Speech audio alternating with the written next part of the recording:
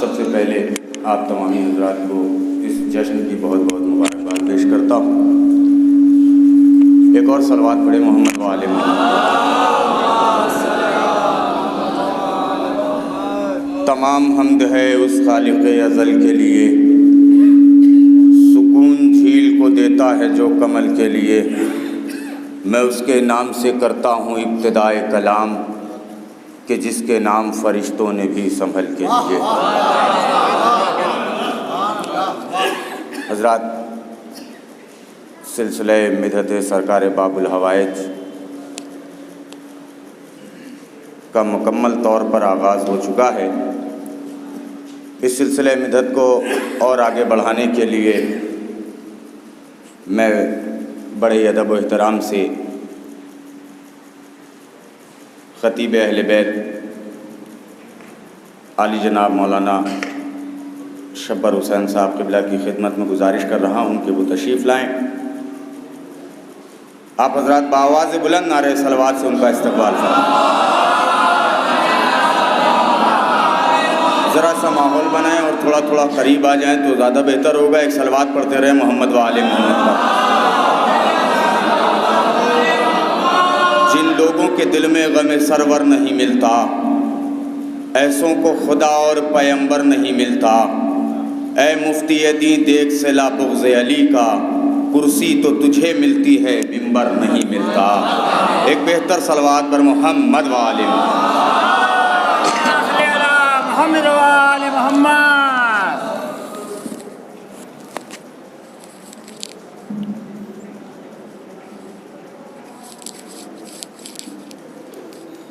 اللہم صلی علی محمد و آل محمد۔ ایک اور صلوات پڑھیں محمد۔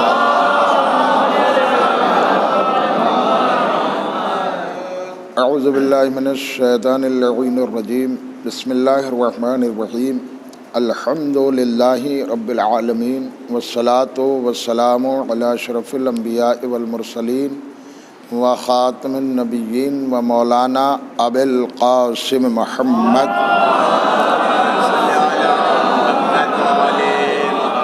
وآلہ اہل بیتہ الطیبین الطاہرین المعصومین المظلومین، ولعنت اللہ علی اعدائہم ومنکر فضائلہم وغاصب حقوقہم اجمعین من الآن الی قیام یوم الدین۔ اما بعد فقد قال اللہ سبحانہ تبارک و تعالی فی کتابہ المبین وہو اصدق الصادقین وقولہ الحق۔ بسم اللہ الرحمن الرحیم۔ یا ایہا الذین آمنوا اتقوا اللہ وکونوا مع الصادقین۔ صلوات پڑھیں۔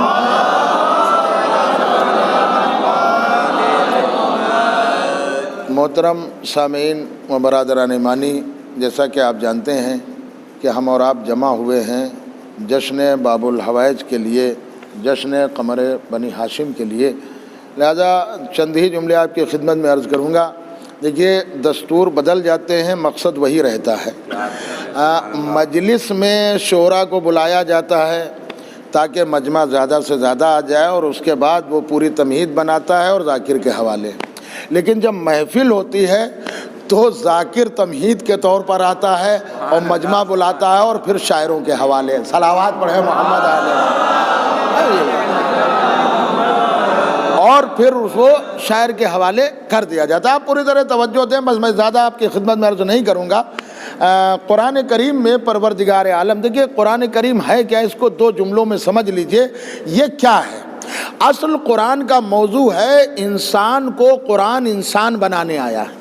قرآن جو ہے یہ انسان کو انسان بنانے آیا۔ اب آپ کہیں گے کیسے؟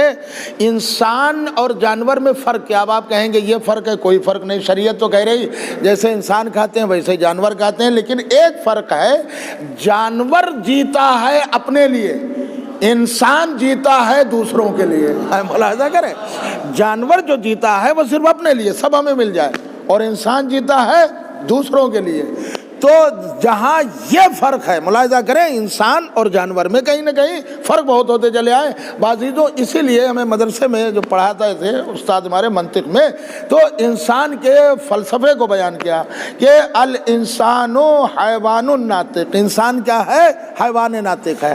حیوان ہمارے ہاں کہتے ہیں جانور کو, ٹھیک ہے, لیکن اس کے آگے دیکھیے کتابوں میں یہی پڑھایا جاتا ہے. منطق ایک سبجیکٹ ہوتا ہے جس میں پڑھایا جاتا ہے, اس کی تعریف ہی یہی الانسان حیوان ناطق. انسان کیا ہے؟ حیوان ناطق ہے. پوری طرح توجہ دیں. حیوان کہتے ہیں جانور کو, ناطق کہتے ہیں بولنے والے کو. تو اب جہاں بولنے والا آیا وہاں جانور مراد نہیں ہوگا, وہاں انسان مراد ہوگا. پوری طرح توجہ دیں. جہاں بولنے کا مسئلہ, انسان کیا ہے؟ حیوان ناطق. میں کہتا ہوں یہ انسان کس منہ سے اہل بیت کی برابری میں آ جاتا ہے کہ صاحب رسول ہمارے جیسے یا ہم رسول کے جیسے, اور عمل کر لو تم بھی اہل بیت جیسے ہو جاؤ گے. ارے میاں لاکھ آپ کوشش کر لیجئے, انسان لاکھ کوشش کر لے پھر بھی حیوان ناطق ہی رہے گا. پوری توجہ رکھیے گا. اور اہل بیت کو تم لاکھ گھٹاؤ پھر بھی وہ قرآن ناطق ہی رہے گا. ایک صلوات پڑھے محمد علیہ.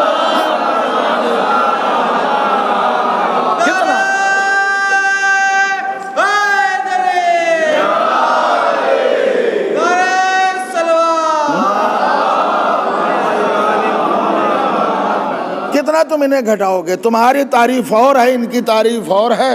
تم حیوان ناطق ہو اور یہ قرآن ناطق ہے. ملاحظہ کر رہے ہیں, قرآن ناطق ہے. اب عزیزوں یہیں سے بات میں آپ نے آگے بڑھا رہا ہوں.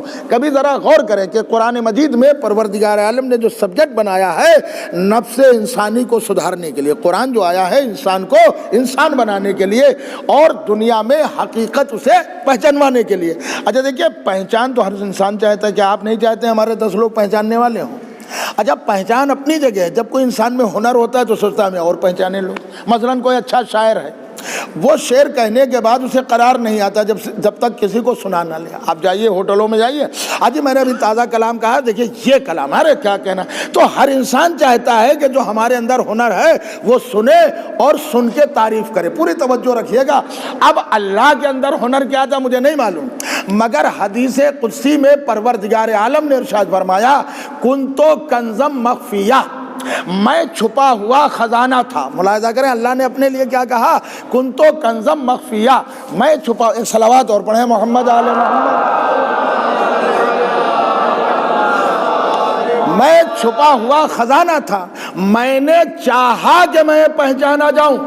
اس کا مطلب اللہ بھی یہ چاہتا ہے کہ وہ پہچانا جائے. پوری توجہ رکھیے گا. کنتو کنزم مخفیہ, میں چھپا ہوا خزانہ تھا, میں نے چاہا کہ میں پہچانا جاؤں, لہٰذا ہم نے محمد اور ان کے آل کو پیدا کیا. تو ان کا مقصد کیا تھا خلق ہونے کا, کہ یہ پہچانوائیں اللہ کو. میں کیا عرض کر رہا ہوں بھائی, پوری توجہ.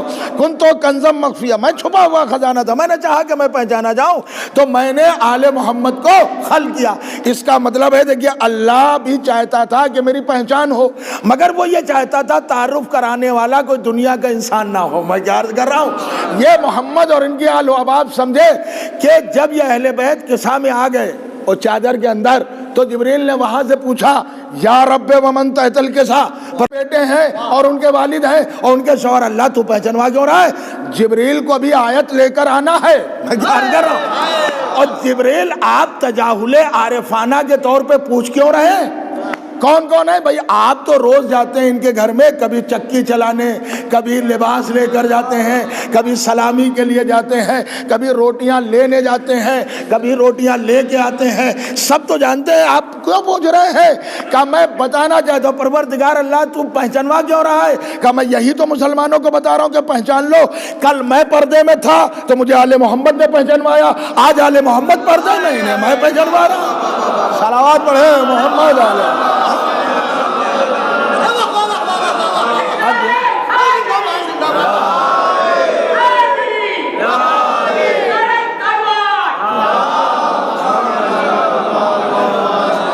اب آپ ملاحظہ کریں, انہیں میں پہچانوا رہا. تو اس کا مطلب ہے کہ جب اللہ پہچانوائے گا تو اس کا مطلب یہ کمال ہے, یہ سلام ہے ان پر کہ اللہ آل محمد کو پہچانوا رہا ہے, یہ الگ مسئلہ, لیکن آل محمد اللہ کو پہچانوا رہے ہیں. دیکھیے یہ ایک الگ مسئلہ ہے. میں چھپا ہوا خزانہ تھا, میں نے چاہا کہ میں پہچانا جاؤں. اچھا دیکھیے بہت سی چیزیں ہمارے سامنے مولا عباس کے, مولا حسین کے جو القاب ہیں, واقعی یہ پڑھ دیا جاتا ہے کہ یہ ہے یہ لقب. مثلا باب الحوائج قمر بنی ہاشم، دیکھیے آپ کے سامنے لکھا ہوا ہے قمر بنی ہاشم.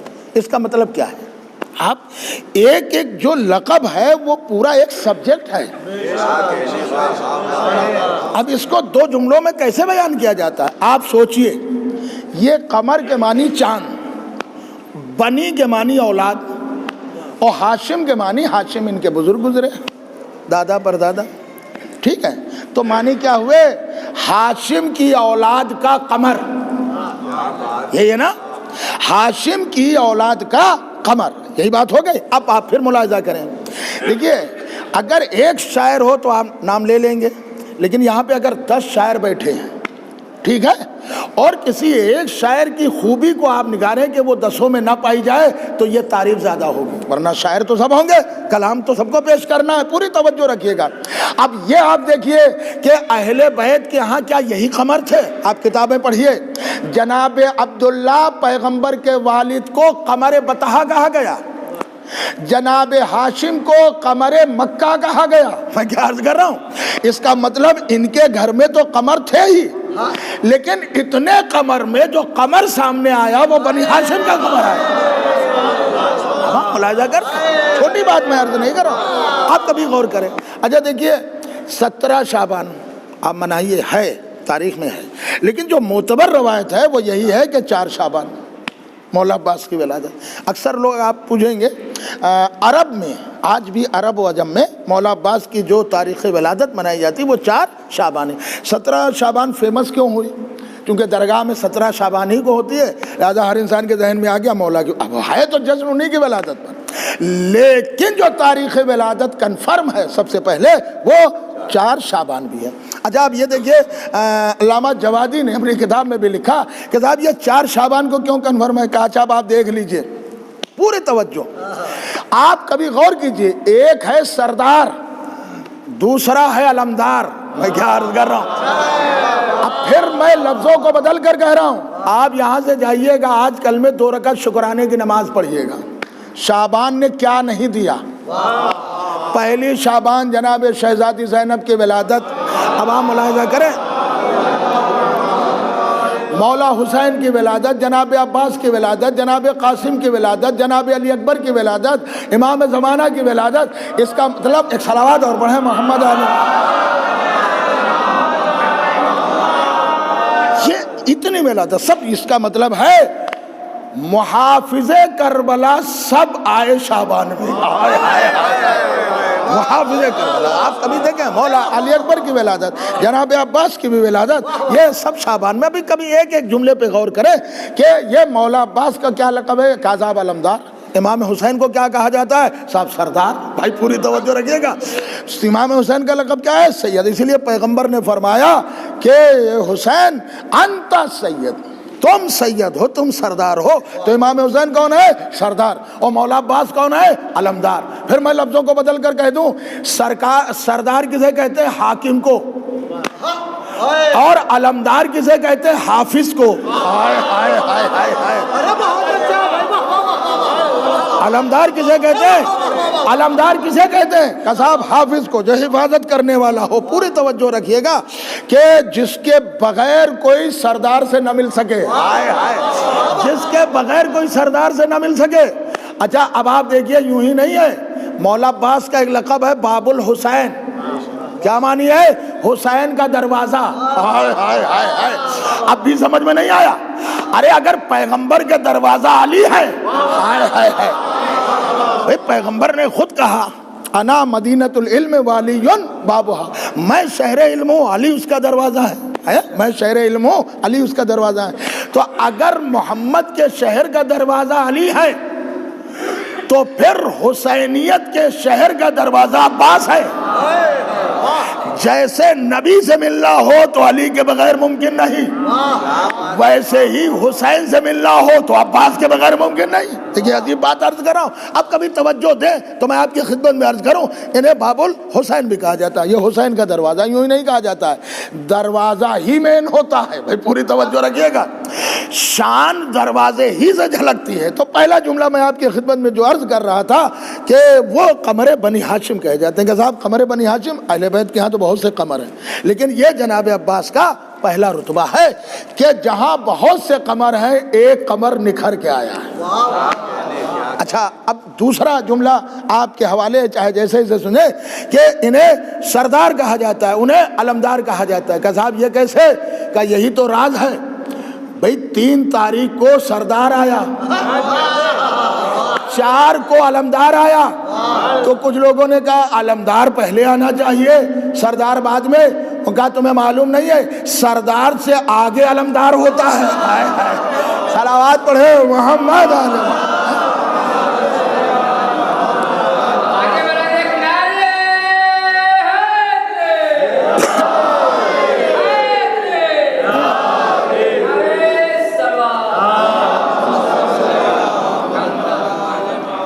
عزیزوں کبھی کبھی موقع ملتا ہے تو جملے آپ ملاحظہ کریں کہ واقعاً جناب عباس کی خود حیثیت اسلام میں کیا تھی.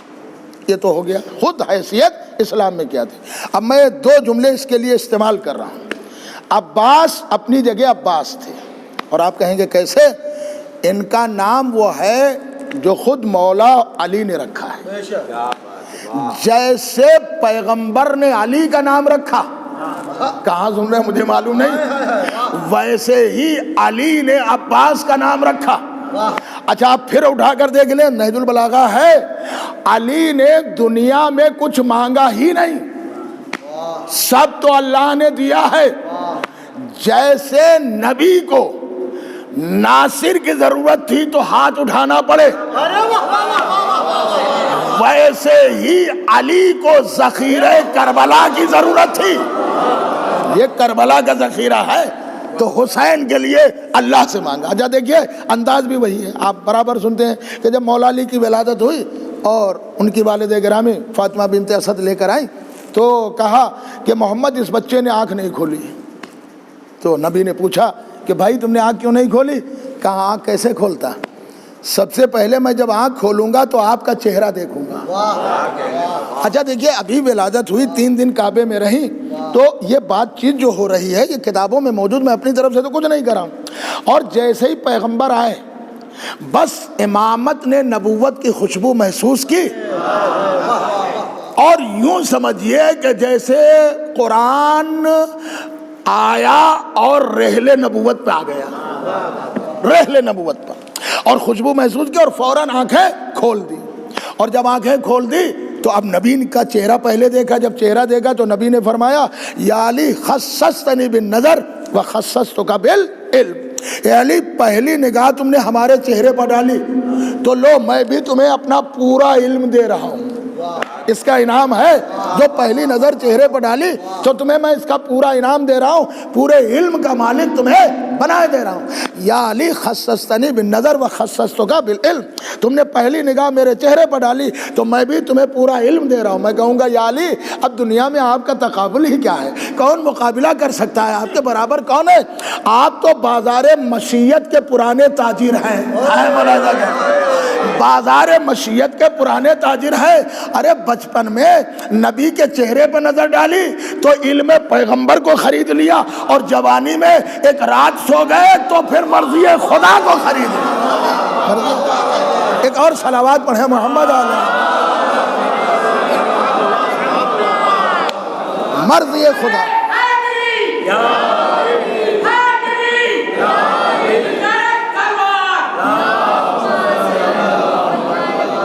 دیکھیے میں نے عرض کیا تھا کہ میں زیادہ وقت نہیں لوں گا, لیکن میں اپنی بات اسی وقت میں ہی تمام کر دوں گا. اب آپ ملاحظہ کریں کہ یہ تو مولا علی کے, آپ کہیں گے دیکھیے ہم بھی کہہ رہے ہیں وہ معصوم تھے, ٹھیک, کوئی ممکن نہیں. مولا عباس کا نام 14 کی فہرست میں نہیں ہے, اس میں کوئی شک تو نہیں ہے, لیکن 2 حیثیتیں اس کے لیے علماء نے کتابوں میں لکھا, ایک شہزادی زینب کی ذات اور ایک مولا عباس کی ذات. یہ وہ ہیں جن کے دامن پہ ترک اولا کا دھبا بھی نہیں ہے. یہ وہ ہیں جن کے دامن پر ترک اولا کا دھبا بھی نہیں ہے. اسی لیے علماء کو لکھنا پڑا عصمتیں دو ہوتی ہیں، ایک عصمت کبریٰ، ایک عصمت صغریٰ. عصمت کبریٰ پہ بس 14 ہیں، گنجائش نہیں ہے. عصمت صغریٰ میں شہزادی زینب بھی ہے، مولا عباس بھی ہے. ملاحظہ کیا ہے؟ یہ معصوم ہے، کوئی گناہ صادر نہیں ہوا. بس عزیزو یہی بات کر رہا ہوں کہ یہ مولا علی کی ولادت کا مسئلہ. اب جناب عباس کی ولادت ہوئی، کیا سما ہوگا مدینے میں جب مولا عباس کی ولادت ہوئی. اور عزیزوں میں پھر کہہ رہا ہوں آپ کی خدمت میں، تاریخ میں اگر یہ نہ ہوتا تو ہم کو پتہ ہی نہیں چلتا. خود مولا علی نے خواہش کی ہے عقیل سے کہ کوئی بہادر خاندان کی. میں پوچھ رہا ہوں، لاکھ نصاب صحیح ان کے بھائی کیا مولا علی سے زیادہ جانتے تھے؟ ارے بھائی، جس کی ذوالفقار نسلوں کو جانتی ہو دنیا میں، اس سے زیادہ کوئی نہیں جان سکتا. تو اگر خود معین کر لیتے تو یہ پتہ ہی نہیں چلتا کہ شرط کیا لگائی ہے. لہذا جناب عقیل سے کہا. اب تاریخ آپ پڑھیے کہ جناب عقیل نے جو رشتے کے بارے میں کہا وہیں پہ بتا دیا. اتنی نگاہ تھی ان کی. تو مولا علی کی شادی کے لیے انہوں نے اشعار پڑھے. اب شعراء حضرات خوش ہو جائے، یہیں سے بات اور آگے بڑھا رہا ہوں. شعر پڑھے، شعر میں جواب دیا کہ وہ ایسے لوگ ہیں، عامر خاندان کہا جاتا تھا، ایسے لوگ ہیں کہ جن کے بچے نیزوں کی انیوں سے کھیلتے ہیں. نیزوں کی انیوں سے کھیلنے والا خاندان، اتنے بہادر. تو شعر سنائے، یعنی اشعار سنائے. یہ تو آپ نے سن لیا، اب جملہ پھر ملاحظہ کریں. مولا علی نے کہا خاندان بتاؤ، تو جناب عقیل نے اشعار میں خاندان بھی بتایا، لڑکی کا نام بھی بتایا. پوری توجہ رکھیے گا. پھر لفظوں کو بدل کر کہہ رہا ہوں، شعر سنائے، یعنی شعر کی آمد پر شعر سنائے. ہائے ہائے ہائے، کہاں سن رہے؟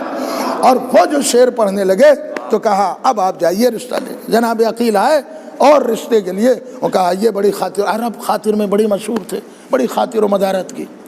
اور جب 3 دن مہمان رکھ لیا تو کہا کیا؟ تو کہا میں اپنے بھائی کے لیے آیا ہوں، آپ کی بیٹی سے رشتہ مانگنے. تو نے یقین نہیں آ رہا تھا. تو کیوں؟ کہا کہ جو نبی کا داماد بنے، کیا یہ ممکن ہے کہ وہ ہمارا داماد؟ کہا یہ تو علی کہہ رہے ہیں، علی تو مشیت کے علاوہ کہتے ہی نہیں ہیں. وما تشاؤون الا ان یشاء اللہ، کچھ نہیں چاہتے مگر وہی چاہتے ہیں جو اللہ چاہتا ہے. لہذا اب ان لوگوں نے کہا بیٹی سے بھی رضامندی لی. عزیزوں میں بات کو کم کر رہا ہوں. اور جناب ام البنین کی شادی ہو گئی. یاد رکھیے گا، اگر کوئی نام پوچھے تو ام البنین نہ بتائیے گا، نام نہیں ہے، یہ لقب ہے. ٹھیک ہے؟ ان کا نام فاطمہ ہے. اچھا، اہل بیت کے ہاں فاطمہ بہت ہیں، پہچانے کیسے؟ آپ کہیں گے کیسے؟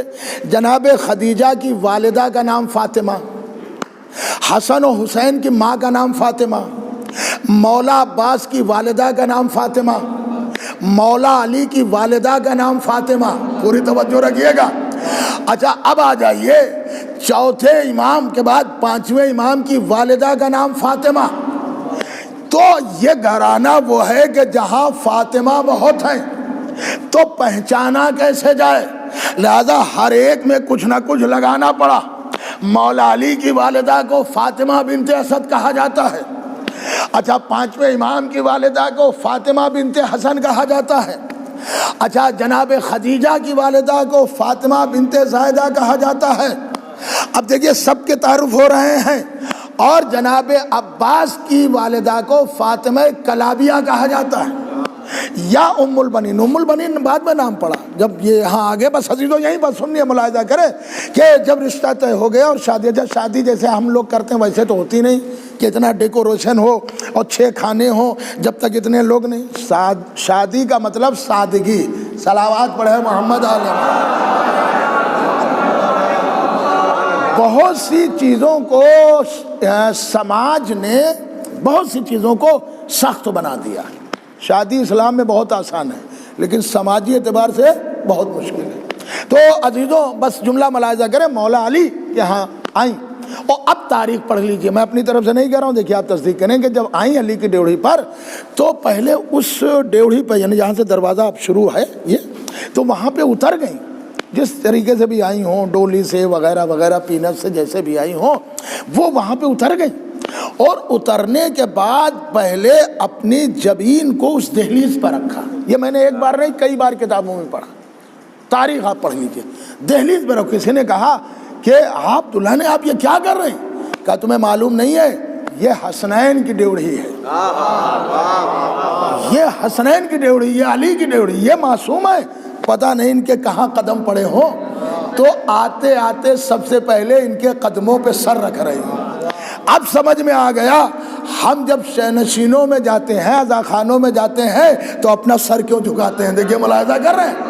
یہ جناب فاطمہ کا کمال تھا، ام البنین کا کمال تھا. عزیزو جملہ میں اپنی بات تمام کرنے والا ہوں، زیادہ وقت نہیں بچا، مشکل سے 7 یا 10 منٹ کے اندر اپنی بات تمام کر رہا ہوں.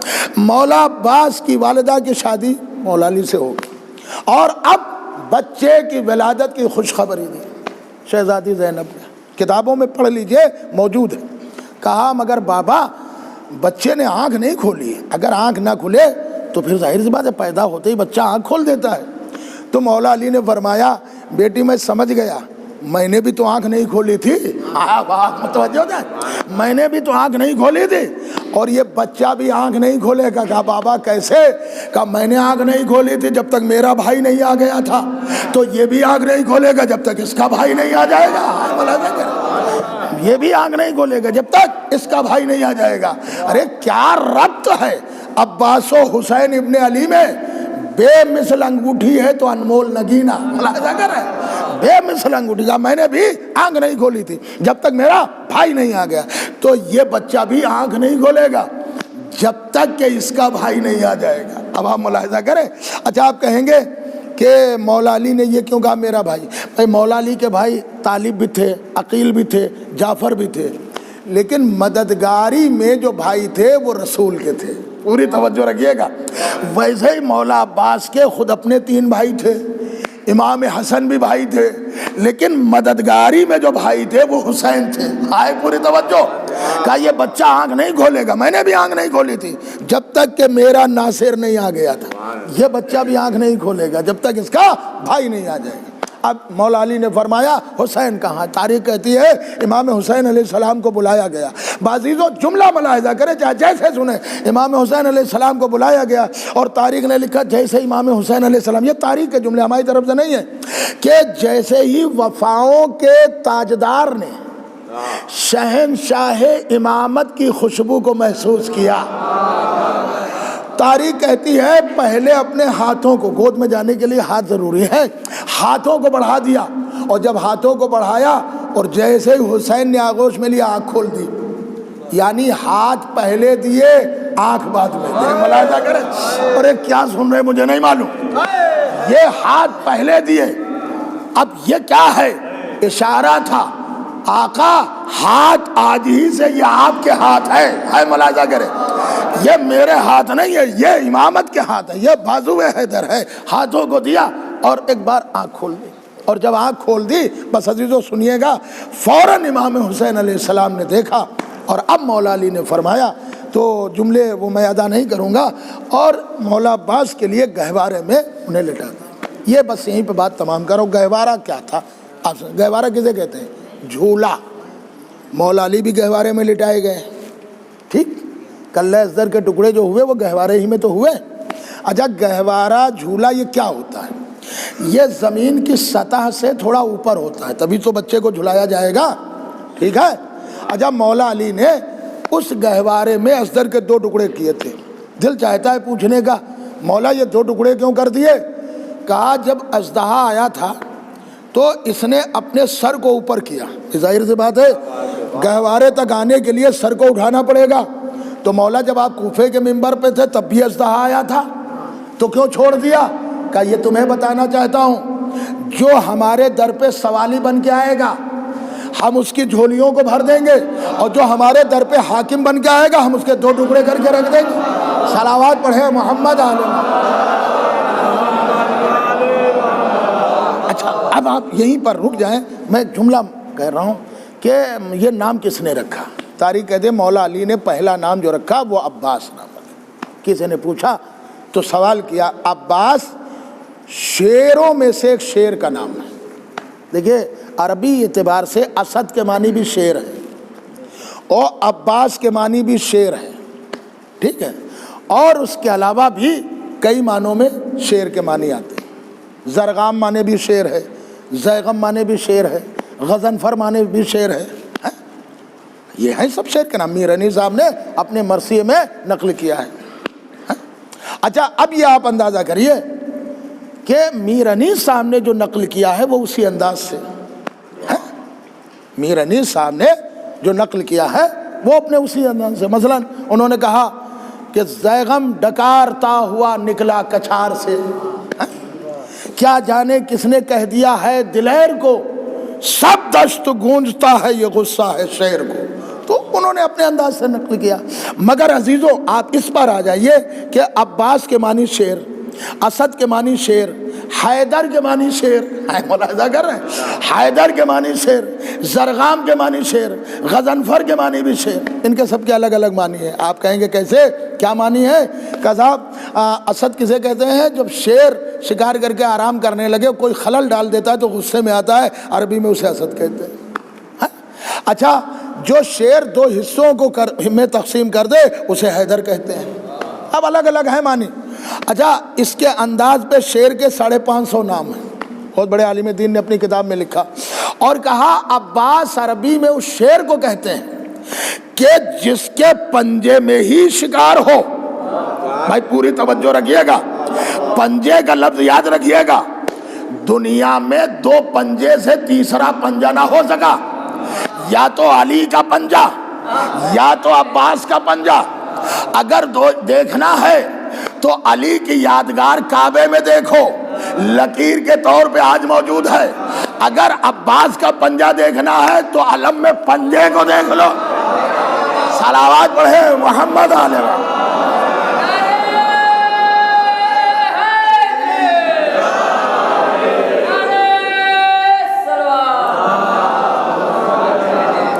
میں نے عرض کیا میں آگے نہیں بڑھا ہوں, اب میں اس کے لیے پھر دلیل دے رہا ہوں. عباس وہ شیر کیسا؟ آپ کہیں گے کیسے؟ کہتے ہیں خیبر میں علم کس کو ملا؟ بولتے جائیے. 24 رجب کو فتح خیبر ہوتا ہے, ٹھیک, تو اس سے آپ 39 دن پہلے چلے جائیے, یعنی اس دن لڑائی شروع ہوئی اور 24 کو فتح ہوا, ٹھیک. تو وہاں کس کو بلایا گیا؟ مولا علی کو. مولا علی کو تو بلایا گیا. کیوں؟ اس لیے کہ کوئی علمداری کے لائق تھا ہی نہیں. تو اب اگر علی کو نہ بلایا جاتا تو پھر کیا ہوتا؟ وہ تو مجبوری تھی اسلام کی, علی کو بلانا ہی تھا. اب آ جائیے کربلا. کربلا میں جتنے بھی بہادر گئے ہیں سب علمداری کے لائق ہیں. میں یوں ہی نہیں کہہ رہا ہوں, عرض کر رہا ہوں, پوری توجہ. اگر مولا علی اکبر کو علم ملتا تو وہ بھی علمداری کا حق ادا کرتے. مولا قاسم کو اگر علم ملتا تو وہ بھی علمداری کا حق ادا کرتے. اگر مولا عباس کے بھائیوں کو حق علم ملتا تو وہ بھی علمداری کا حق ادا کرتے. اگر اونو محمد کو علم ملتا وہ بھی علمداری کا حق ادا کرتے. اس کے لیے میر انیس صاحب نے کہا کہ جب سب آئے جمع ہوئے علم کس کو دیں؟ شہزادی زینب سے امام حسین نے پوچھا بہن علم کس کو دے؟ میر انیس صاحب نے کہا کہ جب مشورہ کیا, میں مرثیے کے جملے بھی کاٹ کے بند کو کاٹ کر اشعار میں کر رہا ہوں کہ شہزادی زینب نے کہا بھیا آپ یہ پوچھ رہے ہیں کس کو علم دے؟ تو سنیے, شوکت میں, قد میں, شان میں ہمسر کوئی نہیں. شوکت میں, قد میں, شان میں ہمسر کوئی نہیں. عباس نامدار سے بہتر کوئی نہیں. صلوات پڑھے محمد علیہ.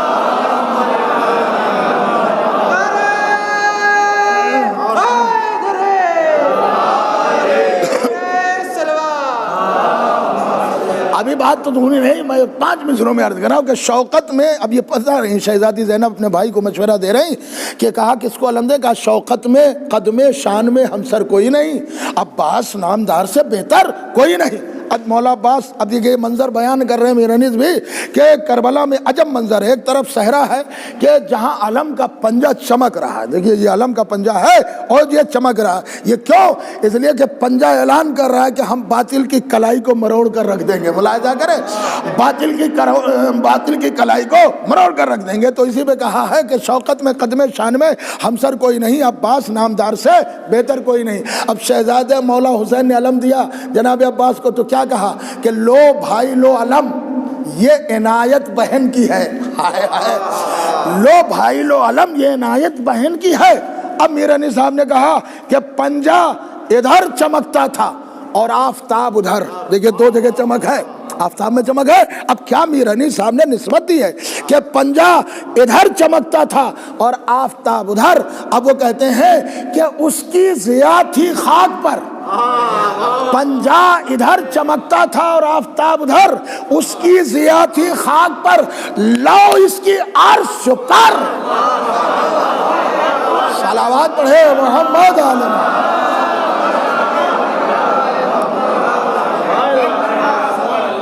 پنجہ ادھر چمکتا تھا اور آفتاب ادھر، لو اس کی ضیا تھی خاک پر، لو اس کے عرش پر. میں کہتا ہوں جب ایسا علم ہو تو علمدار بھی ویسا ہی ہو. میں ملاحظہ کریں.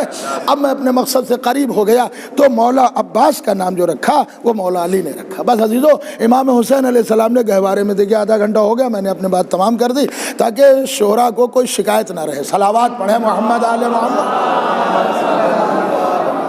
اچھا، میں اپنی طرف سے اگر کہوں اور تو بھیجا ہوگا، یہ حدیثوں میں ہے، کتابوں میں ہے کہ ایک ایک لمحے کا حساب ہوگا قبر میں، اور نیکی بھی ہوگی اسی لمحے میں، بدی بھی ہوگی. اچھا، لیکن میں کہتا ہوں کہ جو آپ محفل میں بیٹھیں جتنی دیر بھی یا مجلس میں، اس کا کوئی حساب نہیں، اس لیے کہ اس میں نیکی ہی نیکی ہوگی. ملاحظہ کر رہے ہیں، اس میں نیکی ہی نیکی ہوگی، اس کے علاوہ کچھ نہیں. تو مولا حسین نے جناب عباس کو گہوارے میں لٹا دیا. علامہ رضی جعفر صاحب نے مولا عباس پر ایک کتاب لکھی، اس میں تحریر فرمایا ہے یہ جو گہوارہ تھا، آپ جانتے ہیں یہ کون سا گہوارہ تھا؟ گہوارہ مانے گہوارہ، مگر تھا کون؟ کہ یہ وہی گہوارہ تھا جس میں حسن کو جھولا جھلایا گیا تھا. ہائے ہائے، اللہ کے واسطے اب تو جاگ جائیے. جس میں امام حسن کو جھولا جھلایا گیا تھا، یہ وہی گہوارہ تھا جس میں امام حسین کو جھولا جھلایا گیا تھا. ارے پھر میں لفظوں کو بدل کر کہہ رہا ہوں، یہ وہی گہوارہ تھا جس نے فطرس کو بالوں پر دیے تھے. ملاحظہ کریں. اچھا دیکھیے، 3 شعبان کو ایک خاص دعا ہے، وہ لوگوں کو بہت کم پڑھا جاتا ہے، میں پڑھ رہا ہوں تب یہ بات عرض کروں. مفاتیح الجنان میں شیخ عباس قمی نے لکھا. یہ دعا کس سے ہے؟ چھٹے امام جعفر صادق علیہ السلام. یہ 2 دعائیں ہیں، میں دونوں دعاؤں میں ایک ایک دعا کا جملہ نقل کر رہا ہوں تاکہ آپ کے ذہن میں کم سے کم یہ بات تو محفوظ رہے کہ چھٹے امام علیہ السلام اس دعا میں تحریر فرماتے ہیں کہ مولا حسین آپ کی کیا عظمت ہے کہ دنیا میں قدم رکھنے سے پہلے اللہ نے آپ کی اولاد کو بھی امامت عطا کر دی. ملاحظہ کریں، دنیا میں قدم رکھنے سے پہلے آپ کو اللہ نے امامت عطا کر دی. اور کیا شرف ہے فرماتے ہیں میرے جد حسین کے لیے کہ جہاں امامت عطا کی وہاں ان کی قبر میں شفا رکھی. ہائے ہائے، ملاحظہ کریں.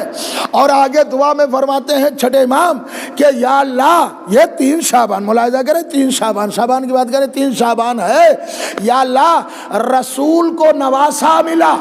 ٹھیک ہے، ملاحظہ کریں چھٹے امام فرماتے ہیں رسول کو، محمد کو نواسا ملا، فطرس کو اسی سے بالوں پر ملے، مجھے اسی حسین کے صدقے میں کربلا دے دے. آئے ملاحظہ کریں، کیا ملاحظہ کر رہا ہوں، حسین کی زیارت نصیب فرما. تو انہوں نے لکھا کہ مولا حسن کو اسی گہوارے میں جھلایا گیا اور مولا حسین کو اسی گہوارے میں جھلایا گیا، اور اب مولا حسین نے جناب عباس کو اسی گہوارے میں لٹا دیا اور ڈوریاں ہلا رہے ہیں، یعنی گہوارہ جھلاتے جا رہے ہیں. علامہ رضی جعفر صاحب نے لکھا اب بھی نہیں سمجھے، پھر آپ کتابیں پڑھیے. حسن و حسین جب اس گہوارے میں جھولے ہیں، اور جب حسن و حسین کبھی گہوارے میں روتے تھے اور ماں چکی چلاتے چلاتے خاموش ہو جاتی تھی، یعنی زہرا جب سو جاتی تھی تو اللہ کا حکم ہوتا تھا زہرا بیدار نہ ہو، اللہ اللہ، اور بچوں کو جبریل جاؤ خاموش کراؤ، اگر بچے رونے نہ پائے تو کبھی جبریل آتے تھے اور کبھی میکائیل آتے تھے اور حسن و حسین کا جھولا جھلانے لگتے تھے. پھر حسن و حسین خاموش. بھائی پوری توجہ سے سنیں، کہ شہزادی چکی چلاتے چلاتے تھکاوٹ کی وجہ سے جب سو جاتی تھی اور حسن و حسین گہوارے میں رونے لگتے تھے تو ادھر سے اللہ کا حکم ہوتا تھا شہزادی کے آرام میں خلل نہ پڑے، جبریل و میکائیل جلدی جاؤ۔ حسن کے لیے بھی یہی ہوا، حسین کے لیے بھی یہی ہوا، دونوں جب روتے تھے تو فوراً جبریل آ جاتے تھے اور ان کا گہوارہ جھلانے لگتے تھے کہ اب بھی نہیں سمجھے، اما حسن و حسین گہوارے میں روئے تو فرشتے جھولا جھلائے، مولا عباس جب گہوارے میں آئے تو کبھی حسن جھولا جھلائے کبھی حسین جھولا جھلائے۔ ارے یہ امامت جس کا جھولا جھلائے اسے عباس کہا جاتا ہے۔ ایک صلوات پڑھے محمد علیہ۔